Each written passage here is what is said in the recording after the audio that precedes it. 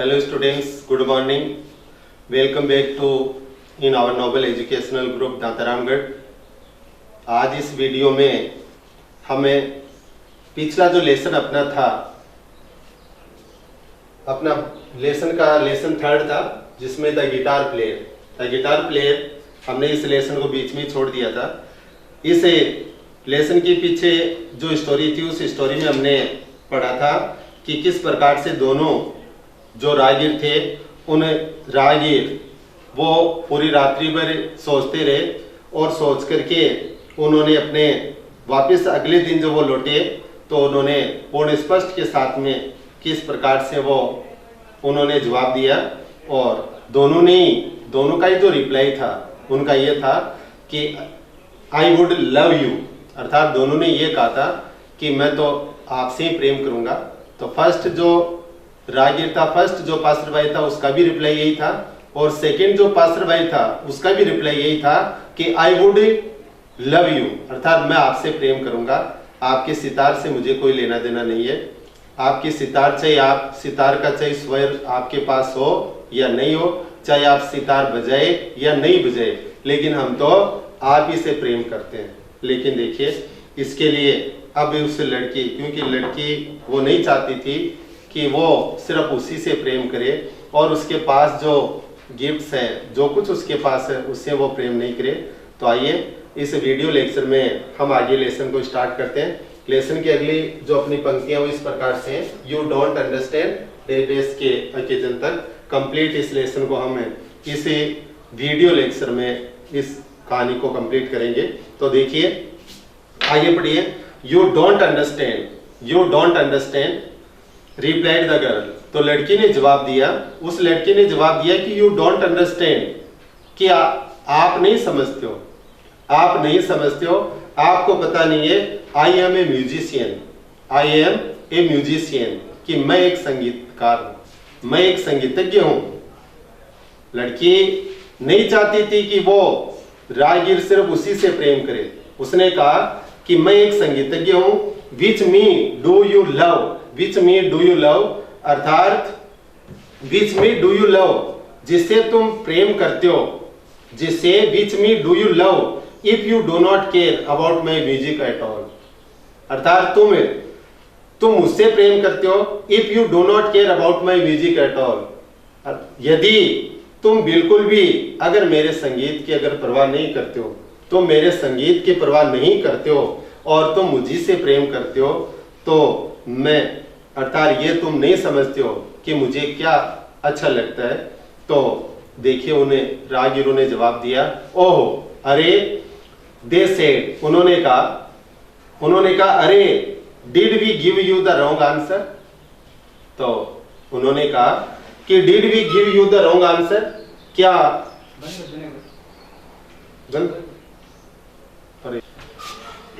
Hello students, तो शुरू करते हैं इस पैराग्राफ से।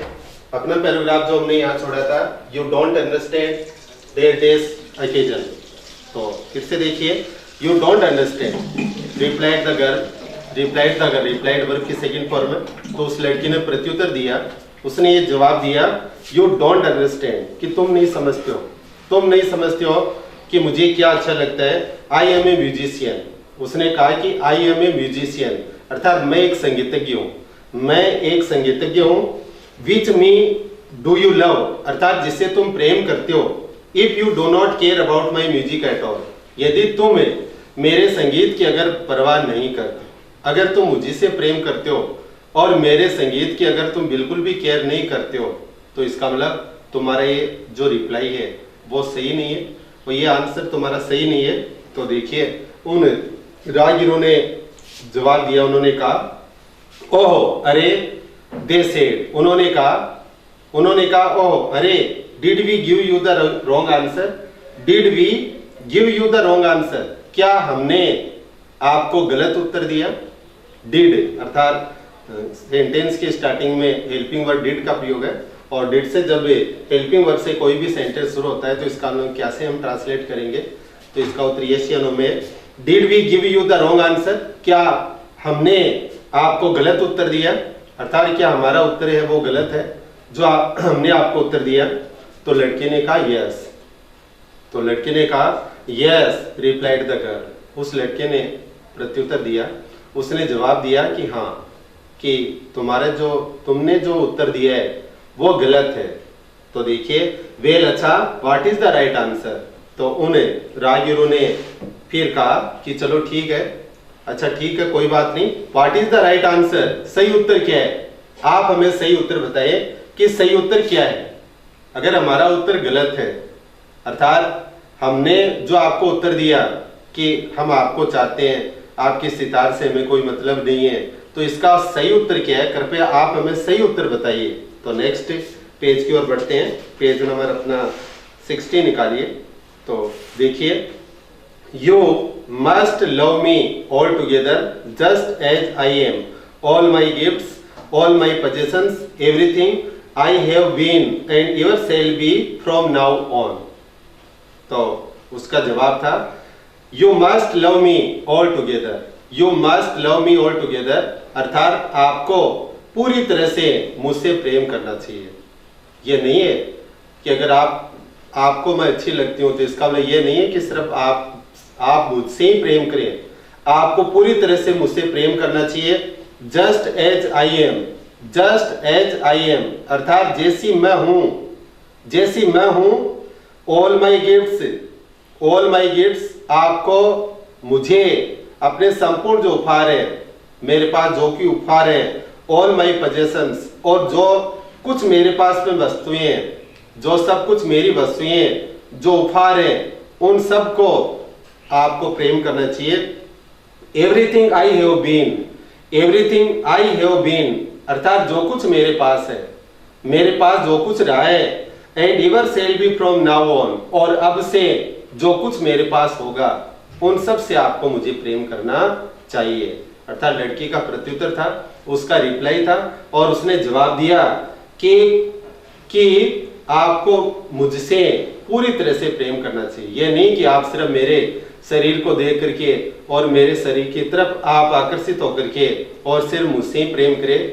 मैं चाहती हूँ कि आप मुझे पूरी तरह से प्रेम करें, जैसी मैं हूँ, जिस रूप में हूँ, आप मुझसे प्रेम करें। जो मेरे पास है, जो कुछ मेरे पास है, जो भी उपहार है, जो भी मेरे से संबंधित वस्तुएं हैं, आप उन सब से प्रेम करें, और जो कुछ मेरे पास रहा है और जो कुछ अब आगे मेरे पास में होगा, उन सब से आप प्रेम करें, उन सब से प्रेम करें। ये उस लड़की का रिप्लाई था, उसका ये जवाब था। तो देखिए but that is impossible replied they cried out together, लेकिन उन राहगीरों ने जवाब दिया, उन्होंने चीख करके कहा आउट टुगेदर, उन्होंने कुल मिला करके पूरी तरह से चीख करके कहा but that is impossible, but that is impossible, लेकिन यह तो असंभव है, लेकिन यह तो असंभव है, अर्थात हम आपसे पूरी तरह से प्रेम नहीं करते हैं, हमें तो आप अच्छी लगती हो और हम तो सिर्फ आपसे ही प्रेम करते हैं। और उन्होंने ये कहा कि ये इम्पॉसिबल है। तो देखिए लड़की ने कहा यस, हाँ एग्रीड द गर्ल।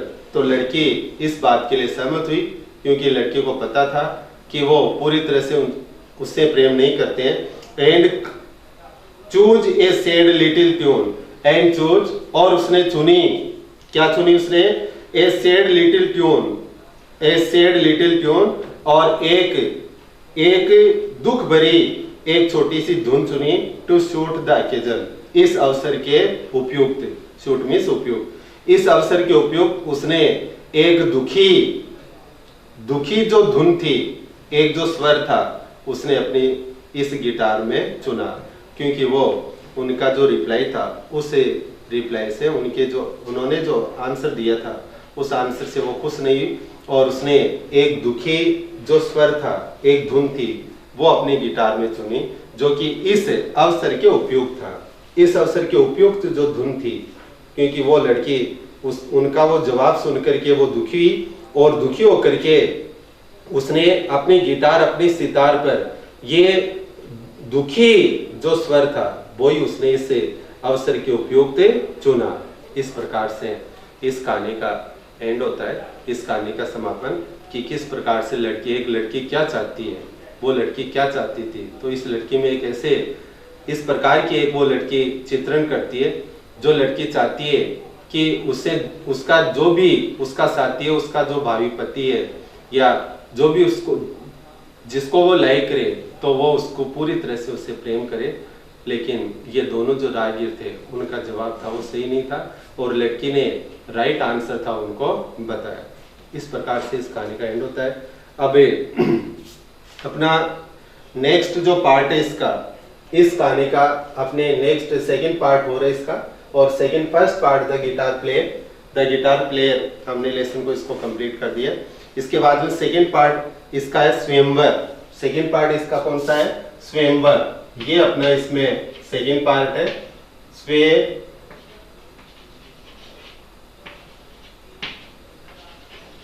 स्वयंवर। ये स्वयंवर इसका ये सेकंड पार्ट है। और इस सेकंड पार्ट में राइटर जो लेखिका सुनीति नाम जोशी है, उन्होंने इस सेकंड पार्ट की इस कहानी में किस प्रकार से एक महिलाओं की स्वतंत्रता के बारे में बताया है कि महिला अपनी वो भी चाहती है कि उसकी अपनी खुद की पहचान हो, उसकी अपनी कोई पहचान मिले, उसका सम्मान हो और उसको भी अपना कोई महत्व उसको दिया जाए, ऐसी एक महिला चाहती है। तो इस कहानी में हम ये पढ़ेंगे। तो देखिए स्वयंवर कहानी में हम स्टार्टिंग करते हैं इस लेसन की, और इस लेसन में लिख रखा है अपना स्टार्टिंग है वंस। इसमें लिख रखा है वंस अपॉन डेज करके, और ये शॉर्ट स्टोरी है। और लास्ट में लिख रखा है मेरी हिम। इसमें लिख रखा है मेरी हिम। इस एक ही ये कंप्लीट एक ही पैराग्राफ है और एक ही पैराग्राफ में ये इस कहानी का समापन होता है। तो देखिए किस प्रकार से ये कहानी है। वंस अपॉन ए टाइम एक समय की बात है।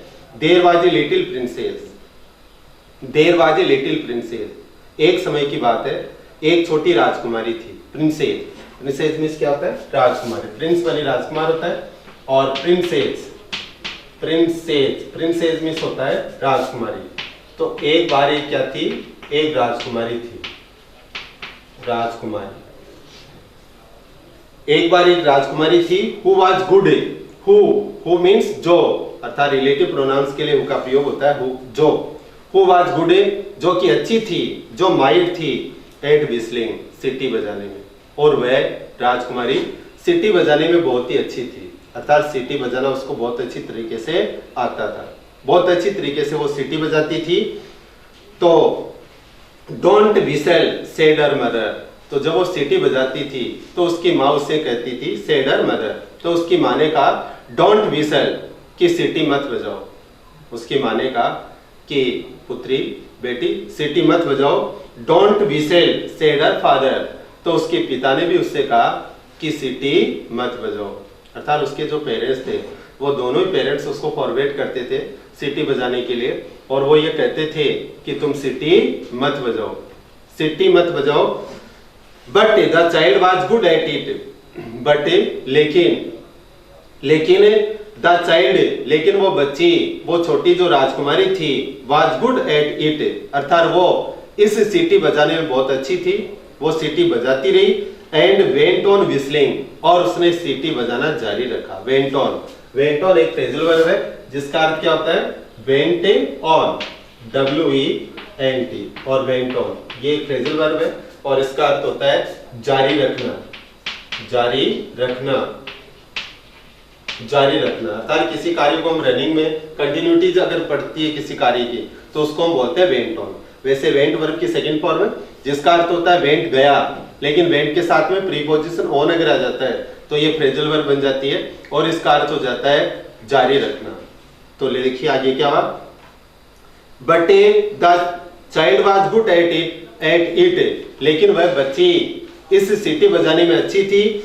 एंड वेंट ऑन विस्लिंग, और वह सीटी बजाती रही, क्योंकि ये सीटी बजाना उसकी हॉबी थी, वो उसका फॉन्ड थी, वो शौकीन थी इसकी। और वो सीटी, उसके माता पिता ने उसको मना किया सीटी बजाने के लिए, लेकिन वो तो सीटी बजाती रही। ईयर्स वेंट बाय, अर्थात वर्षों बीत गए। वेंट बाय वर्ष गुजर गए, वर्षों बीत गए, एंड सी बिकेम, और वह बन गई। बिकम की सेकंड फॉर्म होती है बिकेम। पास्ट में कोई भी स्टोरी, कोई भी इवेंट अगर पास्ट की होती है तो उसको पास्ट टेंस में ही ट्रीट करते हैं, तो वर्ब की ये सेकंड फॉर्म है। And C became a woman, और वो एक महिला बन गई। वर्षों गुजर गए, वो एक महिला बन गई, मेच्योर हो गई, वो एक औरत बन गई। बाय दिस टाइम, और इस समय तक मीन्स अर्थात जब वो एक महिला बन गई, वो एक औरत बन गई, तो सी विसल्ड ब्यूटीफुली, सी विसल्ड अर्थात वो सीटी बजाती थी ब्यूटीफुली, बहुत ही अच्छी तरीके से, क्योंकि जब वो पूरी एक महिला बन करके तैयार हो गई, बच्चे से एक बड़ी महिला बन गई, तो वो बहुत अच्छी तरीके से सीटी बजाने लगी। अब तो सीटी बजाने में बिल्कुल वो बहुत एक्सपर्ट हो गई और अच्छी तरीके से वो सीटी बजाने लगी। हर पेरेंट्स ग्राइव्ड, उसके माता पिता ग्राइव्ड, उसके माता पिता व्यथित हुए, वो दुखी हुई है, क्योंकि उसके माता पिता दुखी है। किस बात को लेकर के? व्हाट मैन विल मैरी, कि कौन व्यक्ति विल मैरी शादी करेगा ए विस्लिंग वुमन, कि इस सीटी बजाने वाली महिला से कौन है वो शादी करेगा, क्योंकि उनको बड़ी व्यथा थी, उनको बड़ा दुख था कि ये लड़की सीटी बजा रही है और लड़की ये सीटी बजाते बजाते एक महिला बन गई है। तो उनको इस बात का दुख था कि इस सीटी बजाने वाली लड़की से कौन व्यक्ति वो शादी करेगा। लेकिन देखिए, सेडर मदर, उसकी माने का, सेडर मदर डॉलफुली, उसकी माने भी दुखी होकर के कहा, वो उसकी माने भी बड़े व्यथित होकर के जवाब दिया, वेल अच्छा। सेडर फादर, उसके पिता ने कहा, we will have to make the best of it, अर्थात हम इसे कोई अच्छा सा इसका परिणाम निकालेंगे, अर्थात हम इसका कोई अच्छा कोई समाधान, इसे कोई तरीका कोई निकालेंगे। आई विल ऑफर, तो देखिए उसके पिता ने क्या कहा उस लड़की के, कि वो लड़की सीटी बजाती है, और सीटी बजाने का मतलब ये हुआ कि उससे कोई भी व्यक्ति वो शादी नहीं कर पाएगा। इसका मतलब कि इसका हम कोई तरीका ढूंढते हैं कि कैसे कोई व्यक्ति इससे शादी करे। तो उसके पिता ने कहा, आई विल ऑफर, अर्थात मैं भेंट में दे दूंगा, ऑफर मानी देना, प्रदान करना, समर्पित कर देना, कि मैं भेंट में दे दूंगा हाफ माई किंगडम, मैं अपना आधा राज्य, एंड द प्रिंसेस, और राजकुमारी, इन मैरिज में शादी में, टू एनी मैन, किसी भी ऐसे व्यक्ति को, हु कैन बीट, जो मात दे सके, जो पराजित कर सके, हर एट विस्लिंग, उसको सीटी बजाने में जो मात दे, उसको हरा दे। तो देखिए राजा ने क्या ये घोषणा की, राजा ने कहा कि उसको अर्थात राजकुमारी को अगर कोई सीटी बजाने में उसको मात दे, उसको हरा दे, तो मैं उसे अपना आधा राज्य और राजकुमारी उसको शादी में भेंट कर दूंगा, उसको शादी में भेंट दे दूंगा, मैं उसको समर्पित कर दूंगा। किसमें? अगर कोई ऐसा व्यक्ति अगर उसको सीटी बजाने में अगर मात दे, सीटी बजाने में उसको अगर पराजित कर दे, तो मैं उसे अपना आधा राज्य और राजकुमारी उसको मैं भेंट में दे दूंगा। तो देखिए आगे क्या होता है, the Kings offer was duly proclaimed, the Kings offer, तो राजा का जो ये आदेश था वाज ड्यूली प्रोक्लेम्ड, वो उसको अच्छी तरीके से विधिवत रूप से उसकी घोषणा कर दी गई।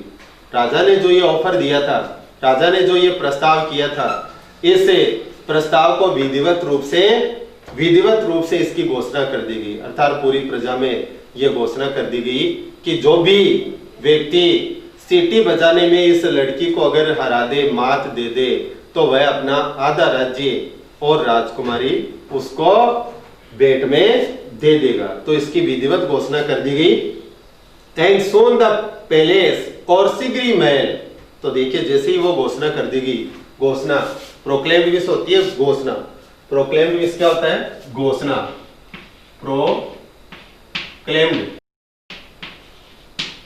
प्रोक्लेम्ड विश होती है घोषणा, घोषणा, जिसको हम बोलते हैं घोषणा। घोषणा हम डिक्लेयर्ड भी बोलते हैं, DCLARED, डिक्लेयर्ड। डिक्लेयर्ड मीन्स भी घोषणा होती है, जिसको हम घोषणा ही बोलते हैं।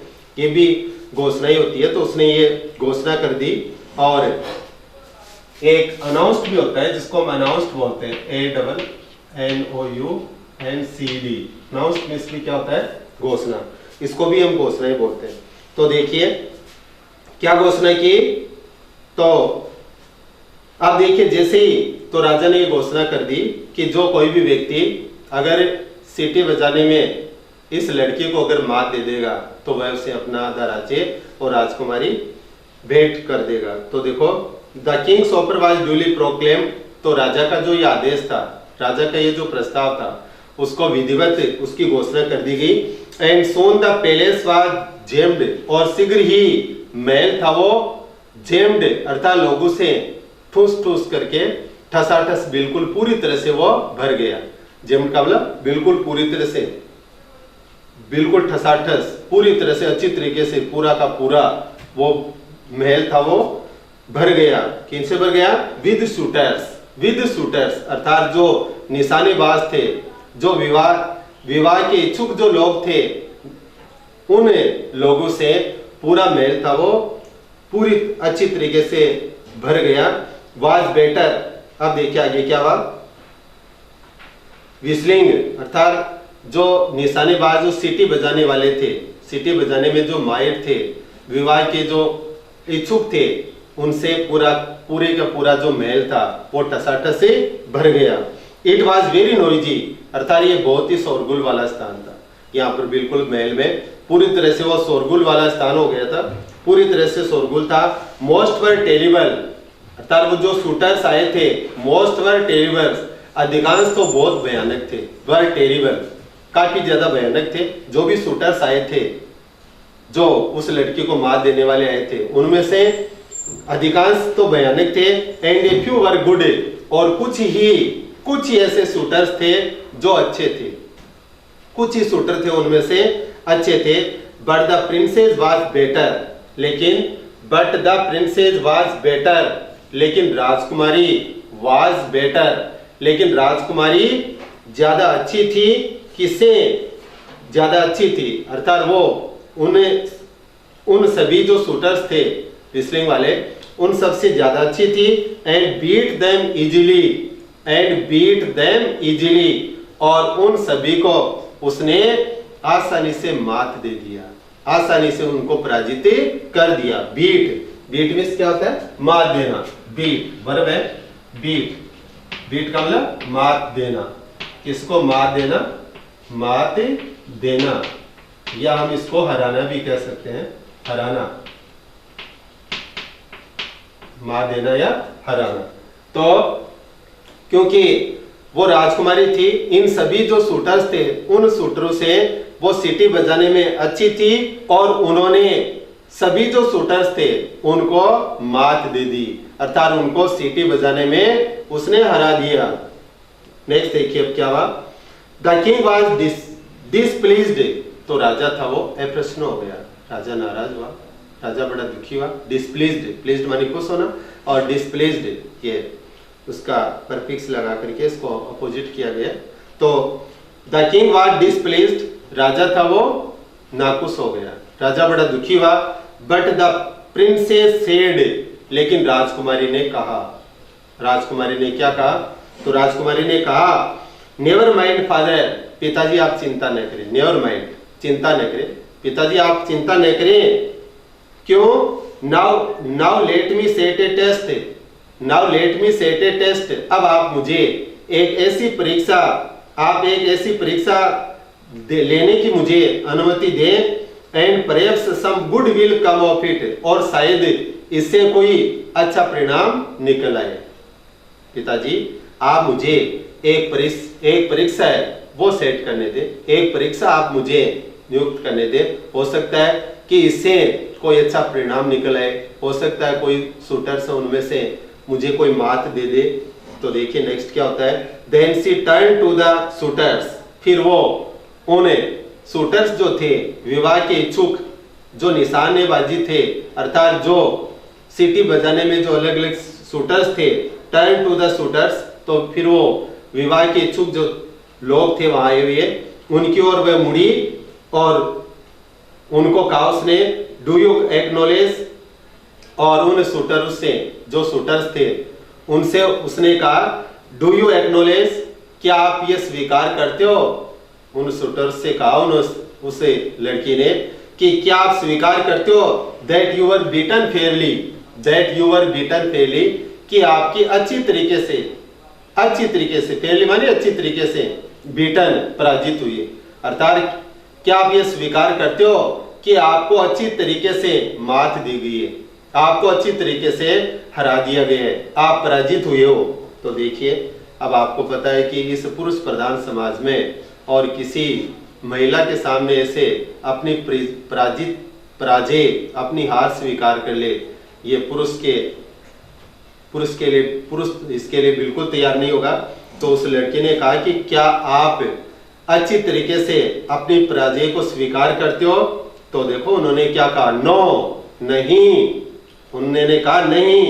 दे ऑल रोड, वे सभी गरजने लगे, सभी वो दहाड़े, और उन्होंने कहा नहीं, ऑल एक्सेप्ट मी, ऑल एक्सेप्ट वन, ऑल माने सभी, एक्सेप्ट वन अर्थात एक के सिवाय सभी ने, एक के सिवाय सभी ने कहा, और वो गरज करके कहा, उन्होंने कहा, क्या कहा उन्होंने, वी थिंक, हम सोचते हैं, इट वॉज मैजिक, हम सोचते हैं कि इसमें जरूर कोई जादू था, और सम सॉर्ट ऑफ ट्रिक, या इसमें किसी प्रकार की कोई चालाकी थी, कोई चालबाजी थी, कि हम सभी हार गए। हम हारते नहीं, हम नहीं हारते, हम अपनी हार स्वीकार नहीं करते। क्यों?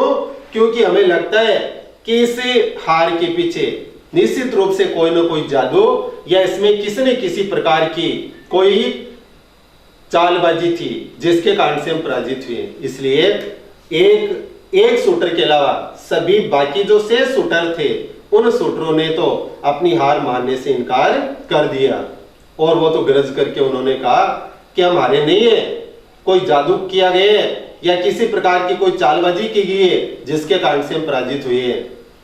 तो देखिए, लेकिन एक जो शूटर था उसने क्या कहा, बट वन सेड, लेकिन जो एक शूटर था, जो विवाह का इच्छुक जो व्यक्ति था, उसने कहा यस यस, उसने कहा हाँ हाँ, कि हाँ हाँ, ही सेड, उसने कहा कि हाँ, बिल्कुल निश्चित रूप से, आई वॉज बीटन फेयरली, अर्थात आई वॉज बीटन फेयरली, मेरी तो बुरी तरीके से, अच्छी तरीके से मुझे तो मात दी गई है, मैं तो अच्छी तरीके से पराजित हो गया हूं, मेरी तो हार हो गई है। अर्थात शेष जो शूटर्स थे उन्होंने तो अपनी हार स्वीकार नहीं की, लेकिन ये एक जो शूटर था उसने अपनी हार स्वीकार की, और उसने कहा कि मैं तो अच्छी तरीके से, मुझे तो मात दी गई है, मैं तो अच्छी तरीके से पराजित हो गया हूं। उसने यह स्वीकार किया, अर्थात उस महिला के सामने उसने अपनी हार स्वीकार कर ली, लेकिन शेष जो शूटर्स थे उन्होंने अपनी हार स्वीकार नहीं की, लेकिन ये जो था उसने अपनी हार स्वीकार कर ली। अर्थात उसने जेंडर इक्वलिटी, उसमें लिंग समानता की भावना थी, वो स्त्री और पुरुष में कोई असमानता, इनइक्वलिटी उसने नहीं देखी, और उसने ये मान लिया, वो नहीं सोचता था कि एक स्त्री है वो पुरुष को मात नहीं दे, वो भी मात दे सकती है। इसलिए उसने कहा कि मैं तो बुरी तरीके से, अच्छी तरीके से मेरी तो हार हो गई है। तो देखिए फिर क्या हुआ, तो राजकुमारी ने फिर क्या डिसीजन लिया, द प्रिंसेस स्माइल्ड, राजकुमारी मुस्कुराई, and turning to her father, और अपने पिता की ओर मुड़ करके सी पॉइंटेड, उसने इशारा किया, टू दिस मैन, उसने इस व्यक्ति की ओर इशारा किया। कौन सा व्यक्ति?